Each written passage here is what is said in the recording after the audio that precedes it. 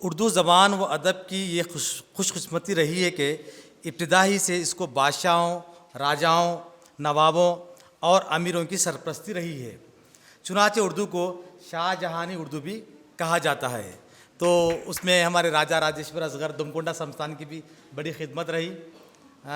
Thank you sir आप लोगों का। अब मैं डॉक्टर अब्दुल गनी उर्दू और संस्कृत के स्कॉलर से ख्वाहिश करता हूं कि वो आए और आत्मा कोर संस्थान की अदबी खिदमत पर इज़हार ख्याल करें। सदर इजलास और इस असातिज़ा, सरपरस्त अनिल साहब, ख़वातीन व हज़रात, अस्सलाम वालेकुम।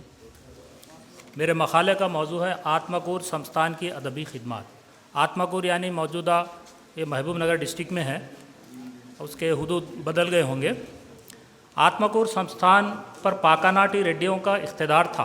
गोपाल रेड्डी सबसे पहले आत्माकोर के वर्धमानपुर के हाकिम मुकर्रर हुए।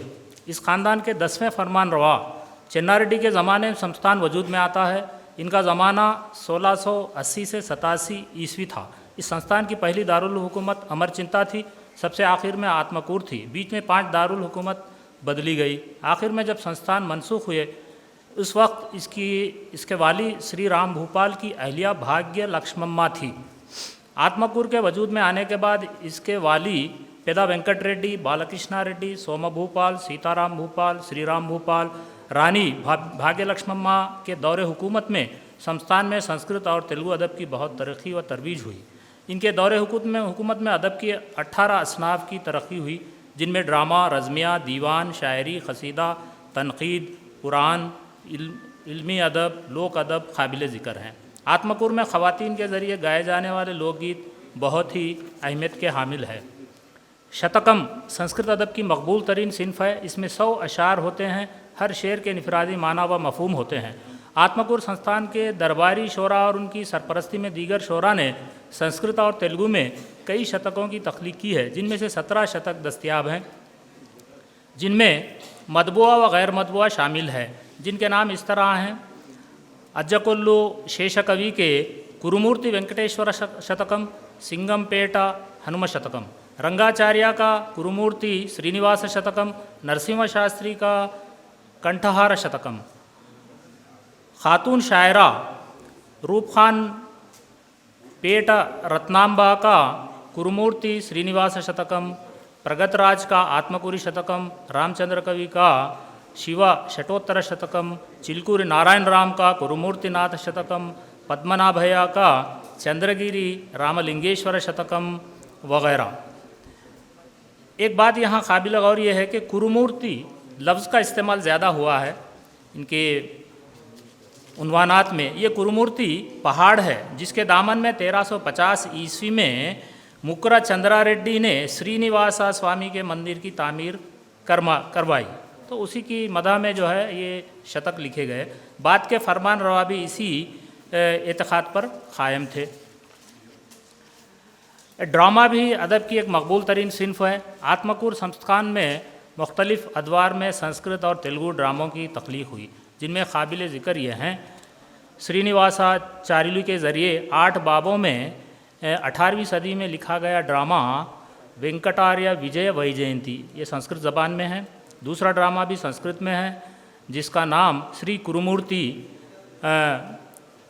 श्रीनिवासा पादुका सपना नाटकम।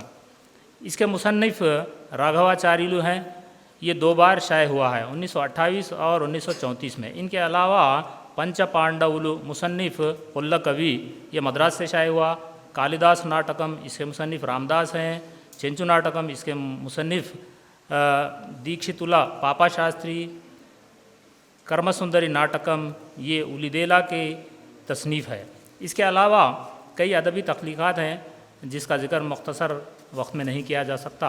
उसके बाद मैं एक नज़र गदवाल संस्थान की ओर डालता हूँ कि यहाँ पर गुंडेराव हरकारे, ये 1919 से 48 तक वहाँ मुंसिफ थे। अब इनका ताल्लुक़ संस्थान के ख़ानदान से था या सरपरस्ती तो थी, उनको मुंसिफ बनाया गया। वो बहुत बड़े 7 ज़बानों के माहिर थे और वेदांत, व्याकरण और मंतिक और धर्मशास्त्र के जो है वो एक्सपर्ट थे। उन्होंने उर्दू में मिताक्षरा, संस्कृत की जो है कानून की किताब है, जिसको आज भी कोर्ट में हिंदू लॉ में इसी का इस्तेमाल होता है। इसमें जो है उन्होंने कई अरबी टर्मिनोलॉजी को जो है उसमें इस्तेमाल किया है। और इन्होंने सूफियों और भारतीय वेदांत का जो है तुलनात्मक अध्ययन, कंपेरेटिव स्टडीज़ भी इन्होंने किया है।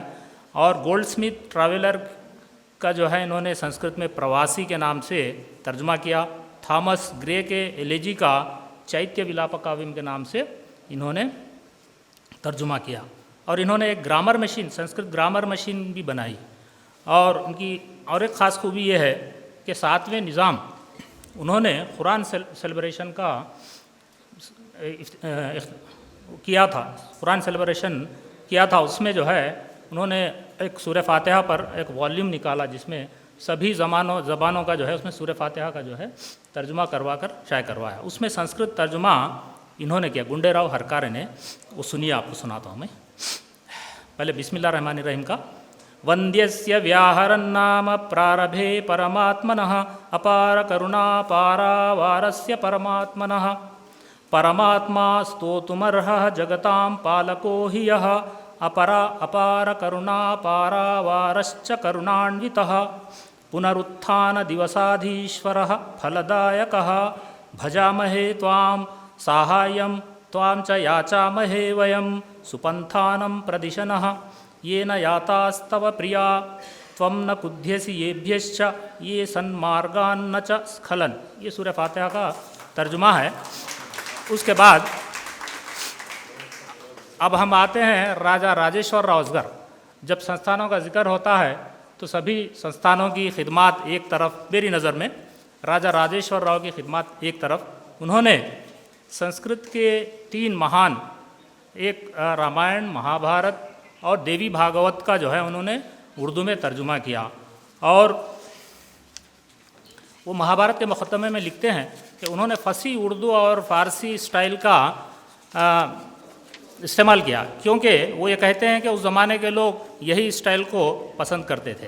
वो लिखते हैं, मेरी ख्वाहिश थी कि रामायण के ढंग पर जो इससे पहले लिखकर शाये की है, हिंदी अल्फाज और मुहावरात से इस किताब को भी मुज़य्यन करूं, मगर मालूम हुआ कि हमारे अक्सर हिंदू भाई इन अल्फाज और मुहावरात को समझने से कासिर हैं। इसलिए मजबूरन इस किताब यानी महाभारत में जहाँ तक हो सका हिंदी अल्फाज और मुहावरात को कम करके उनके इवज़ उर्दू और फ़ारसी अल्फाज दाखिल कर दिए हैं, ताकि उर्दूदां इसको पढ़कर रूहानी खुशियाँ और आत्मिक आनंद हासिल करने से मादूम न रहे।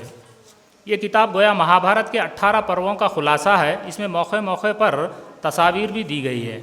उम्मीद के नाज़रीन बातमकीन दुनिया की सबसे अजीम व क़दीम और सरापा अखलाक इस रज़्मनामे को इस्तेसान की नज़र और पसंद की निगाह से देख कर ख़ुद महजूज़ और मसरूर होंगे और इस क़दीम खादिम इल्म अदब को दुआए खैर से हमेशा याद फरमाते रहेंगे। इन्होंने स्टार्टिंग में एक नज़्म लिखी है, इल्तिजा बदरगाह ख़ाज़ीउल हाजात, महाभारत के शुरू में। ऐ मालिक दो जहाँ के रहने वाले ला मकान के, हाजिर व नाजिर ज़ाहिर व बातिन, बाग़े जहाँ है तेरा गुलशन, वारें तुझ पर हम सब तन मन, दे एक बार हमें तू दर्शन, सबसे अनोखे सबसे निराले, आँख से ओझल दिल के उजाले, नीचे ऊपर दाएं बाएं हक़ कबीर करीम कहाएं, वेद इंजील कुरान सिखाएं, ग्रंथ पुराण सभी गुण गाएं, हमको अपना दर्स दिखा दे, हम बालक हैं भूले भाले, सूरज चंदर अंबर तारे, अरबा अनासिर पर्वत सारे, कुल खलखत है तेरे सहारे, चाहे रखे चाहे मारे, हम मूर्ख नादां हैं बच्चे, बिन दर्शन का पा नहीं सकते, बाजीगर सी खेल जहाँ की, सनत व हुर्फत तेरी बाकी, हमें ताक़त नहीं बयान की, कसम है हमको तेरी ही जान की, हर घट में हो रहने वाले, हमको दर्शन क्यों नहीं देते, जोत तेरी जल थल में समाई, कुदरत फूल और फल में पाई, अजब ये रचना तूने रचाई, कर सकते नहीं तेरी बड़ाई, हम बच्चों का जो रखवाला वो गोपाल हमें दिखलाएं। आखिर में मैं असगर के इस शेर के साथ अपनी बात को ख़त्म करता हूँ। खुशबू हर एक रंग की, खुशबू हर एक रंग की अत्रे सुखन में है, हर फूल की बहार हमारे चमन में है। जी शुक्रिया। शुक्रिया डॉक्टर अब्दुल गनी साहब, आपने बजा फरमाया कि राजा राजेश्वर राव की खिदमत एक तरफ और तमाम तेलंगाना के संस्थान की खिदमत एक तरफ। राजा राजेश्वर राव असगर को किताबें लिखने की मशीन कहा जाता था, किताबें लिखने की मशीन। अपनी मसरूफियत, रियासत की मसरूफियत से टाइम निकाल कर किताबें लिखना बहुत बड़ी बात है। हाँ? वो कई किताबों के मुसन्निफ़ ज़काउल्लाह साहब काजिम तमकीन काज़मी कह रहे हैं कि 125 किताबें लिखे, कमो बेश 125 किताबें के मुसन्निफ़ रहना बहुत बड़ी बात है। हाँ, शुक्रिया डॉक्टर अब्दुल गनी साहब।